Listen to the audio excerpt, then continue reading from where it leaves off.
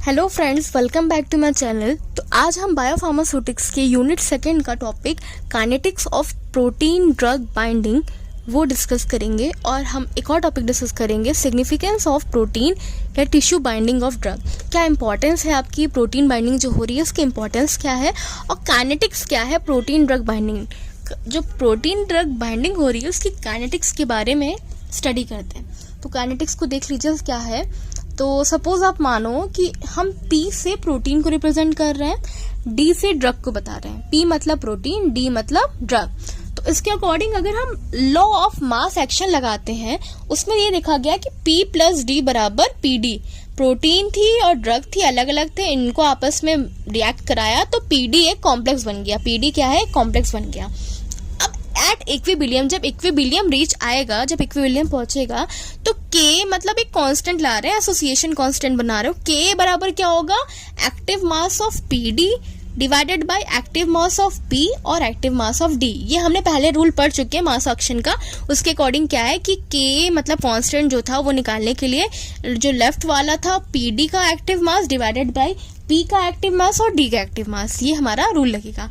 अब हम क्या करेंगे? PD बराबर क्या हो जाएगा? PD बराबर KA P और D। ये आपका क्या हुआ? इक्वेशन बन गई।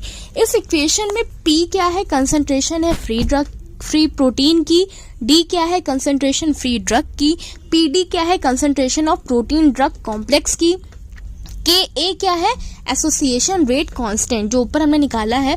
और KD क्या होगा? Dissociation rate constant. एसोसिएशन मतलब जुड़ना, डिसोसिएशन मतलब टूटना, ये हम जानते हैं। तो अगर ऊपर वाली रिएक्शन में देखा जाए तो K हो रहा है, अगर हम रिएक्शन को आगे चलाएंगे P प्लस D होगा तो क्या होगा? एसोसिएट मतलब जुड़ रहे हैं ना कि टूट रहे हैं। अब P प्लस D अगर इधर बैक जाएगा, P प्लस D जो है, P और D जो है वो टूटेगा तो P प्लस D हो रहा है, तो ये क्या होगा? डिसोसिएशन होगा।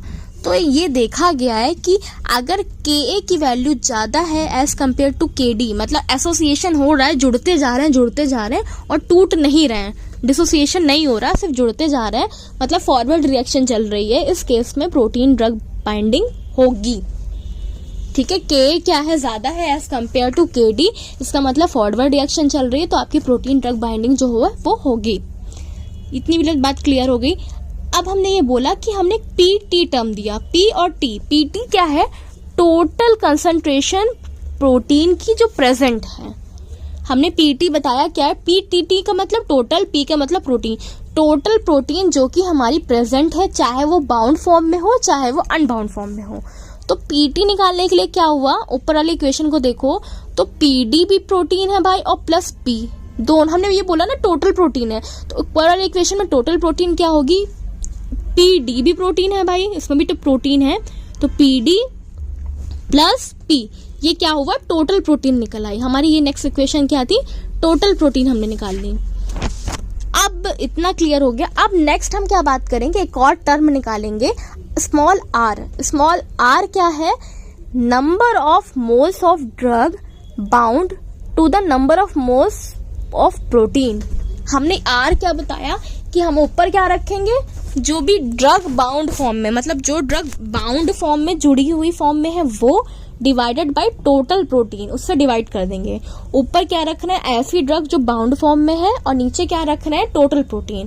तो R बराबर क्या हुआ? ड्रग जो बाउंड फॉर्म में मतलब PD। PD क्या है? ड्रग जो बाउंड फॉर्म में है, तो PD रखा, नीचे क्या रखा? टोटल प्रोटीन, मतलब P और T। और PT की वैल्यू अभी आप पीछे निकाल चुके हो थर्ड इक्वेशन में, वही उठा के लिख दीजिए। PT क्या था? PD प्लस P, वही हमने देखिए लिख दिया। PT की वैल्यू क्या थी? PD plus P। ये आपकी नेक्स्ट इक्वेशन बन गई। अब हम क्या करेंगे?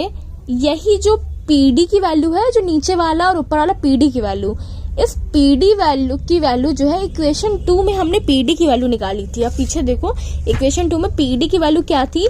KA P और D ये था। तो हम इक्वेशन 2 से PD की वैल्यू इस इक्वेशन 4 में पुट कर देंगे। तो जहां पे PD है, देखो ऊपर वाली इक्वेशन में, वहां पे हम क्या लिख देंगे? KA P और D, और नीचे भी देखो KA P और D प्लस P। ये आपका क्या हुआ? इक्वेशन बन गई। अब हमने क्या किया? P कॉमन निकाल लिया, P कॉमन निकाल लिया ऊपर भी और नीचे भी, तो P कट जाएगा, बचेगा क्या? KA D divided by KAD+1। ये आपका क्या हुआ? R की वैल्यू आई।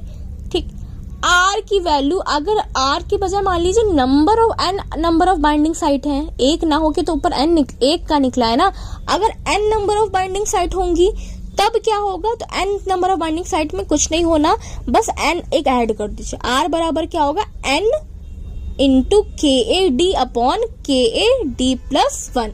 ये क्या हुआ, आपकी फाइनल इक्वेशन आ गई। अब भाई ये जो फाइनल इक्वेशन आ गई, हम काइनेटिक्स और प्रोटीन बाइंडिंग निकालने के लिए 4 ग्राफ प्लॉट करते हैं। 4 ग्राफों के नाम याद कर लीजिए। पहला क्या है, डायरेक्ट प्लॉट, दूसरा है स्केचयार्ड प्लॉट, तीसरा क्लॉटर्स प्लॉट, चौथा हिचिकॉच प्लॉट होता है। तो डायरेक्ट प्लॉट में किसके किसके बीच में बनाओगे, आर और डी के बीच में हमने एक सीधा ग्राफ बना दिया। दूसरा ग्राफ 1/d और आर के बीच में बनेगा, जो कि स्लोप आएगा -k नाम का। तीसरा ग्राफ है क्लॉटर्स प्लॉट में क्या हो रहा है, हम 1/r और 1/d के बीच में ग्राफ बनाएंगे, तो आपका नीचे से स्लोप जा रहा है जो कि 1/n को रिप्रेजेंट करेगा। चौथा ग्राफ जो है वो क्या है आपका d/r और इधर d के बीच में ग्राफ बनेगा, जो कि स्लोप नीचे से जा रहा है, वो 1/n को इंडिकेट करेगा। ये जो था आपका, ये जितने भी ग्राफ है इससे हम क्या करेंगे, स्लोप से वैल्यूज निकालते चले जाएंगे। जो भी हमारे पास वैल्यूज होंगी उससे हम क्या करेंगे, ग्राफ के थ्रू निकालते चले जाएंगे। तो ये जो था आपका क्या था, kinetics of protein binding. Protein bindings जो हो रही है उसके अंदर काइनेटिक्स क्या क्या कैसे कैसे लग रही है। अब नेक्स्ट जो हमारा है वो है सिग्निफिकेंस ऑफ प्रोटीन या टिश्यू बाइंडिंग ऑफ ड्रग। जो ये प्रोटीन बाइंडिंग या जो टिश्यू बाइंडिंग हो रही है, इसका क्या इंपॉर्टेंस क्या है भाई हमारे लिए, हम क्यों कर क्या रहे हैं, क्यों हम कर रहे हैं। तो देखिए इसके जो भी इंपॉर्टेंस है, पहला इंपॉर्टेंस क्या है, एब्जॉर्प्शन में क्या इंपॉर्टेंस है। अगर बाई चांस प्रोटीन बाइंडिंग ज्यादा होगी तो ड्रग का एब्जॉर्प्शन क्या होगा, ज्यादा होगा। डिस्ट्रीब्यूशन में क्या है कि अगर बाई चांस आपकी प्रोटीन बाइंडिंग अगर ज्यादा होती है तो आपका डिस्ट्रीब्यूशन एब्जॉर्प्शन क्या होगा, वो डिस्टर्ब रहेगा या खराब रहेगा। प्रोटीन बाइंडिंग जरूरी नहीं है। डिस्ट्रीब्यूशन में ये देखा गया है कि अगर मान लीजिए प्रोटीन बाउंड ड्रग है, कोई ड्रग है जो प्रोटीन से बाउंड है, तो वो क्या करेगी, आपका ब्लड ब्रेन बैरियर को क्रॉस नहीं कर पाएगी, जो प्लेसेंटल बैरियर को क्रॉस नहीं कर पाएगी, ग्लोमेरुलर को क्रॉस नहीं कर पाएगी। इस वजह से क्या होगा, आपका जो डिस्ट्रीब्यूशन है ड्रग का वो घट जाएगा। ये हमने डिस्ट्रीब्यूशन में बताया। तीसरा क्या है, मेटाबॉलिज्म की बात करें तो प्रोटीन बाइंडिंग क्या करती है, मेटाबॉलिज्म को घटा देती है और आपकी बायोलॉजिकल हाफ लाइफ को बढ़ा देती है। ये हमने मेटाबॉलिज्म में बताया। चौथा हम बता रहे हैं एलिमिनेशन की बात करें तो जो अनबाउंड ड्रग होती है वो क्या होती है, एलिमिनेट आउट होने के उसमें कैपेसिटी ज्यादा होती है। भाई वो ड्रग है जो कि अनबाउंड है, जो बाउंड नहीं हुई है, वो क्या होगी, एलिमिनेट आउट अच्छे से हो जाती है। लेकिन अगर मानी चांस प्रोटीन बाइंडिंग अगर हो गई तो वो क्या करेगी, ड्रग भाई प्रोटीन से बाउंड हो जाती है, तो क्या करेगी, वो एंट्री ऑफ ड्रग जो है उसको ऑर्गन्स में एंट्री को रोक देगा, ग्लोमेरुलर फिल्ट्रेशन में एंट्री को रोक देगा। इस वजह से एलिमिनेशन भी क्या होगा, घट जाएगा। अगर ड्रग अनबाउंड रहती तो भाई वो एलिमिनेट हो जाती है, लेकिन ड्रग क्या, उसको हमने बाउंड कर दिया, उसको हमने जोड़ दिया। जोड़ देंगे तो जो भी ड्रग है वो एंट्री जो हो रही थी ड्रग की ऑर्गन्स के अंदर या ग्लोमेरुलर फिल्ट्रेशन के अंदर, वो क्या होगी, अब घट जाएगी तो हमारा क्या होगा, काम खत्म हो जाएगा। ये था एलिमिनेशन के बाद। एलिमिनेशन के बाद अब नेक्स्ट है आपका पांचवा, systemic solubility of drug. Systemic solubility of drug, जैसे लिपोप्रोटीन्स की बात करें, वो क्या करती हैं, एज अ व्हीकल काम करती हैं हाइड्रोफोबिक ड्रग के लिए। लिपोफिलिक जो लिपोप्रोटीन्स होती हैं वो क्या करती हैं, हाइड्रोफोबिक ड्रग्स के लिए एज अ व्हीकल काम करती हैं, जैसे कि स्टेरॉइड्स हो गया, हेपेरिन, ऑयल, विटामिन, ये सब के लिए क्या करती हैं, एज अ व्हीकल वर्क करती हैं, उनको सॉल्युबिलिटी को इंक्रीज करने का काम भी करती हैं।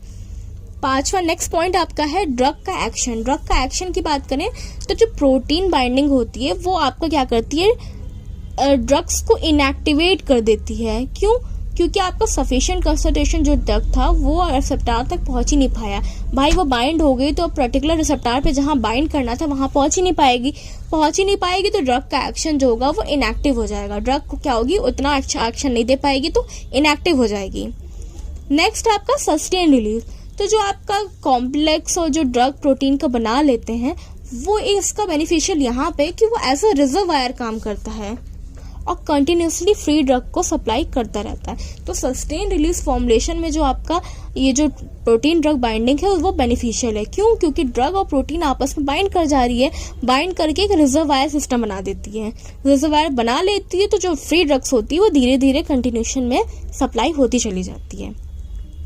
अब ये तो चलिए हो गया। लास्ट आपका पॉइंट होता है डायग्नोसिस में। डायग्नोसिस में कैसे है भाई, जैसे कि क्लोरीन एटम्स हो गया क्लोरोक्विन्स का, वो हम रेडियो लेवल से क्या कर सकते हैं, रिप्लेस आउट कर सकते हैं। या डिफरेंट डिजीज हैं उनको जानने के लिए कितनी बाइंडिंग हुई है, इतना क्या है, उस चीज़ को जानने के लिए क्या कर सकते हो आप, प्रोटीन बाइंडिंग को चेक कर सकते हो कि ब्लड ड्रग कितनी बाइंड हुई है, क्या हुई है। उससे हम पर्टिकुलर बीमारी का पता कर सकते हैं कि हाँ इसको ये बीमारी है या ये है, जो भी है। तो इस चीज़ को डायग्नोज करने के लिए भी क्या है, प्रोटीन बाइंडिंग हमारी इफेक्टिव है। तो फ्रेंड्स आज के लिए ये आपका ख़त्म होता है, आज के लिए इतना ही। अगर आपको ये वीडियो अच्छी लगी तो इसे लाइक करें, अपने फ्रेंड्स के साथ शेयर करिएगा। तब तक के लिए कीप लर्निंग, कीप लिसनिंग।